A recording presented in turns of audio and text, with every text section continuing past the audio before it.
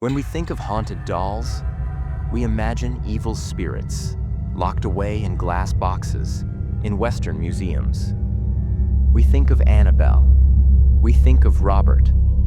But what if I told you the most terrifying cursed object in the world isn't hidden in some Hollywood basement? It's kept in a quiet, isolated temple in northern Japan. A doll that doesn't move, it doesn't speak, but it does something far, far worse. It grows. This isn't just another internet urban legend.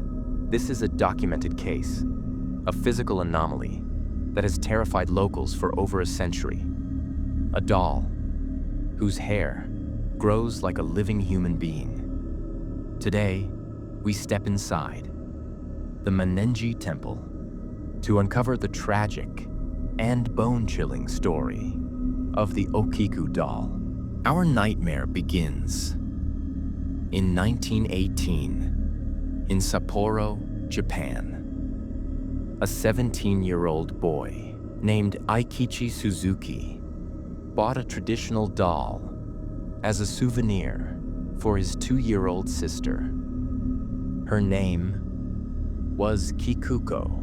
The doll was beautiful, small enough to hold, dressed in a traditional kimono, with a pale porcelain face and deep black eyes. Its hair was neat, perfectly cut, resting just on its shoulders. The moment Kikuko saw it, she fell in love. She played with it every day. She slept with it every night. And eventually, she gave it her own name, Okiku. They were inseparable until they weren't. Just 1 year later, Kikuko fell sick, a sudden fever, severe, unexplained. And then she died. The family was devastated. But instead of burying the doll, they placed it on their home altar. They prayed to it every single day in memory of their daughter. But after a few months, something changed. At first, it was barely noticeable. The doll's hair no longer rested on its shoulders. It had grown slowly, inch by inch. It reached the chest, then the waist. The once perfect haircut became uneven, jagged, like real human hair, growing naturally. That's when the family realized something was very, very wrong, or maybe very real. They believed Kikuko's spirit had never left, that somehow she was still there, inside the doll.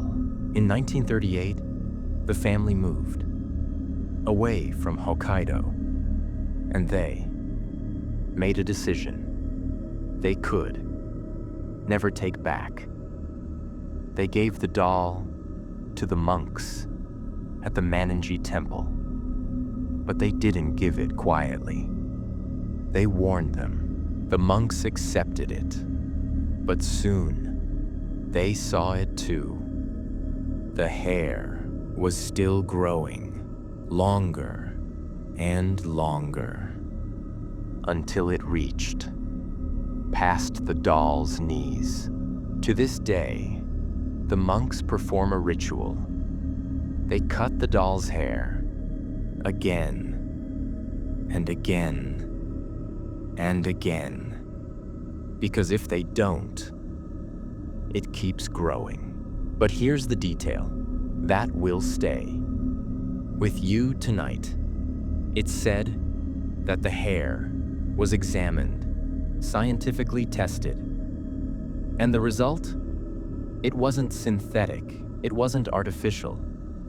The hair Ade was human, belonging to a young child.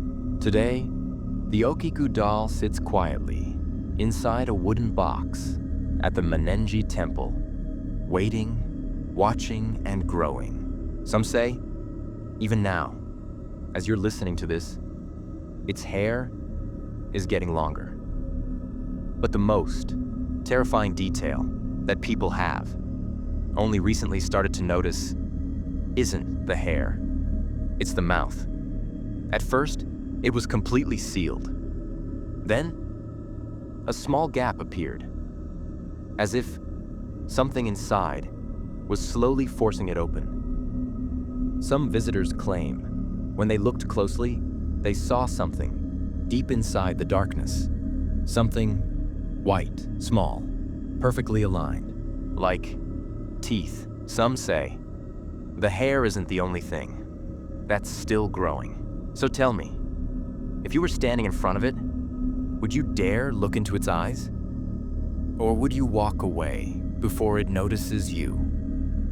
If you enjoyed this story, make sure to subscribe and turn on notifications, because the next one might be even worse. Until then, stay safe and sleep with the lights on.